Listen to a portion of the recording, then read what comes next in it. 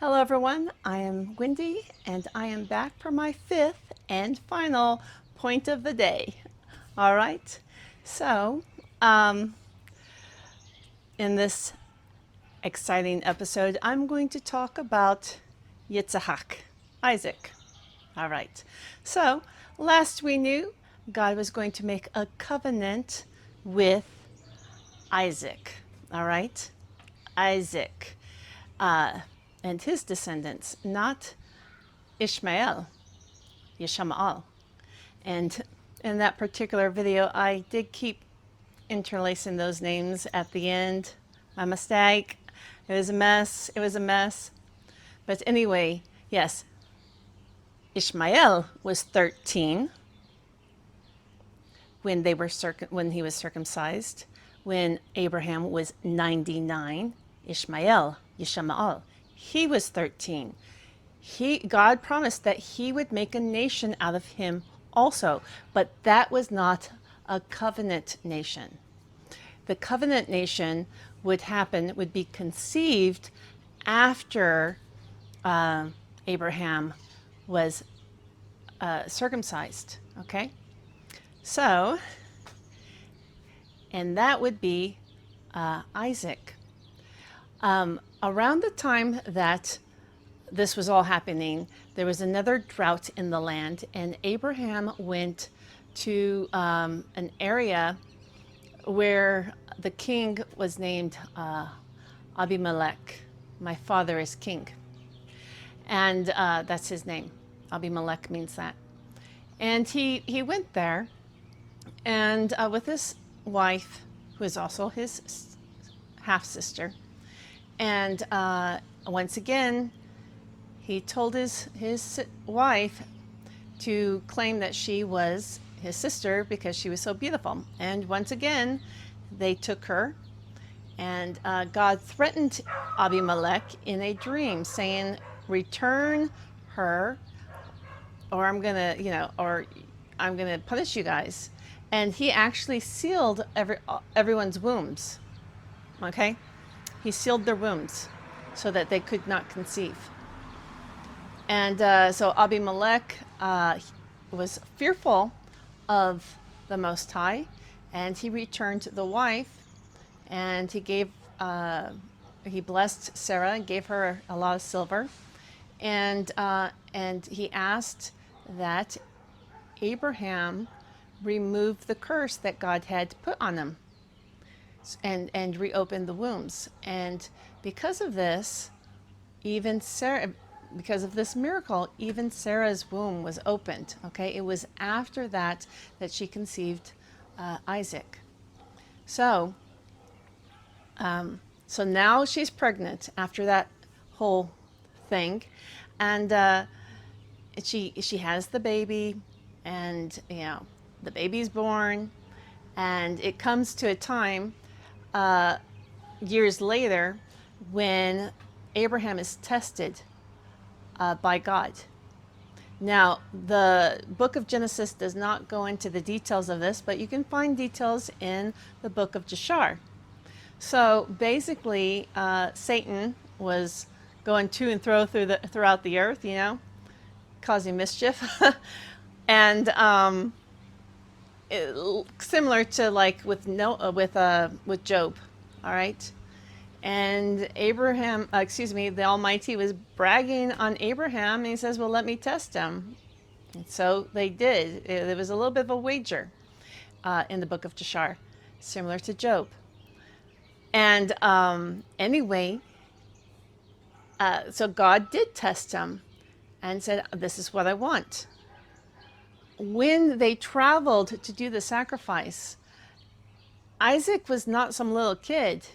He was a grown up. He was, I believe, 27 years old. He was in his upper 20s when the sacrifice thing was happening. And he had knowledge of what was going to happen. In fact, he took two other people with him. He took his faithful servant, his longtime, the head of his household, as far as servants go, Elazar, and he also took Ishmael, his firstborn. they all went on this journey, okay? And they all had suspicions who was going to be the sacrifice, all right? In fact, because when they got to a certain point,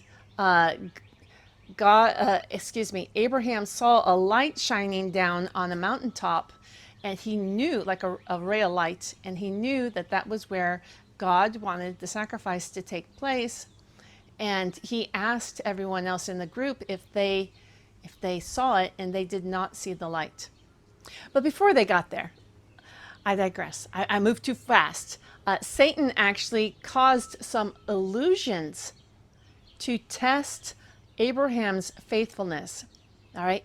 There was, if I remember, there were three. I know one of them was an imaginary river. Okay. That it's like, where did this river come from? And Abraham knew it was an illusion. Anyway, there were three tests, and I haven't read the book of Jeff Shar in a while, but anyway, God tests his servants, and he will cause illusions, and he will, but you got to pass those tests. Okay, you can't just be discouraged. They're not easy. So he passed those tests. He recognized, oh, this is a test, and he passed it. Then he saw, oh, this is another test, and he passed it. And he was faithful, and he was going to be obedient to the will of God. So anyway, they get to this mountaintop. They saw the ray of light. Only Abraham and Isaac saw it. Ishmael, and Eliezer did not see it. So they were not. Abraham knew intuitively that they were not permitted to go on. So they stayed behind, and they kind of quarreled. They suspected what was going on, and they quarreled amongst themselves who would inherit Abraham's, his wealth when he passed away, because they both knew that Ishmael had been disinherited. He had been kicked out previously of the tribe. Now, even though Abraham had did some repairs to their relationship in the latter years, God made it very clear that Ishmael would not inherit that covenant. All right. And also, before Abraham had any children, he told God, who am I going to give all of this to? My faithful servant?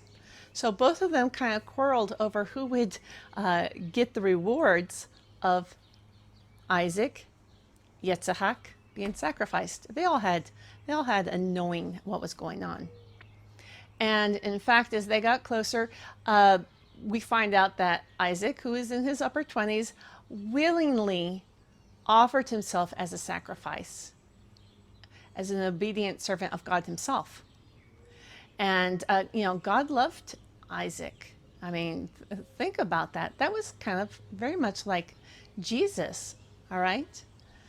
And it probably might have inspired why God had Jesus come down. But anyway, so Moses was on the verge of sacrificing his son, and then the angel of the Lord stopped him last minute and said, no, God would provide a sacrifice, a suitable sacrifice. All right? And that's where we have Yehoshua, the story of Jesus, where he was a suitable sacrifice for everyone. But this was a foretelling of that. And then he was given a ram was caught in the thicket, and they offered a sacrifice, and that was a done deal. But the point of this is that God will test us. A lot of people think that God is, like just going to give you everything you want and everything's going to be great in life and stuff. No, he tests his servants. And it's like the more powerful you are, the greater the tests, okay? Not everyone achieves the kind of notoriety that Moses and Abraham and all these other ones achieved, okay? They were put through the ringer, the greats, all right? So, I mean, because God, He is the author of creation and He loves a good story.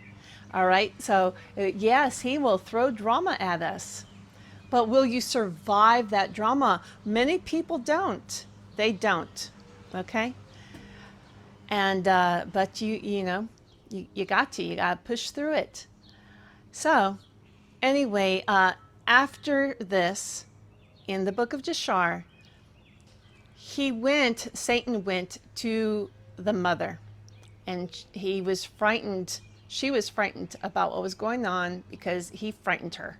Okay, don't you know what he's doing? Right? And then, so she went looking for them, and she didn't know where they went. So she went to a different town looking for them. And this is in the book of Jashar, not Genesis.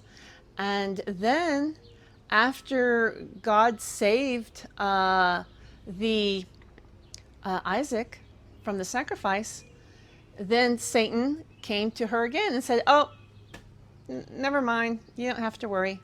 Now, Satan actually told the truth both times.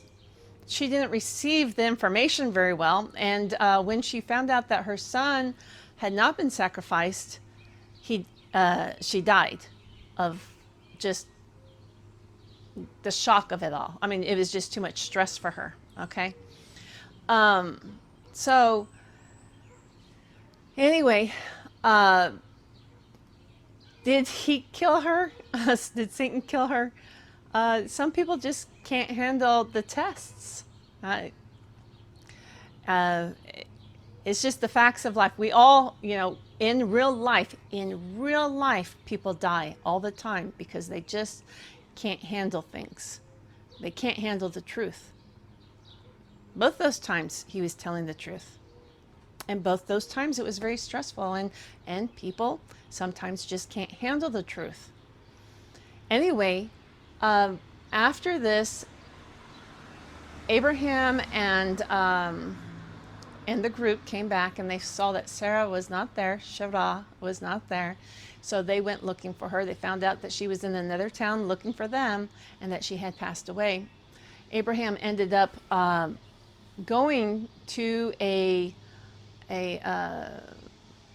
town and asking for a plot of land where he could bury his dead. You know, not just like anywhere. He wanted a cave, all right, and to preserve her, so that she didn't like just decay out in the wilderness or something. And so he bought a cave. They were just going to give it to him, and said, "No, I want to pay for it," because he wanted to have roots. The roots of his legacy was locked, bought and paid for, there in Canaan. And that tomb became a very important place where all the patriarch, where they were buried, okay, was in that cave. So, you know, all the forefathers. Anyway, and, well, not all of them, because Rachel didn't make it into that cave. But Jacob's first wife did, okay? The second wife didn't make it into that cave. However, as a placeholder for her and her line, her son Joseph made it into that cave. So anyway, it's a very symbolic, very powerful place for their legacy, okay? Anyway, I think that's it for my 5 points of the day. And I'll be back tomorrow.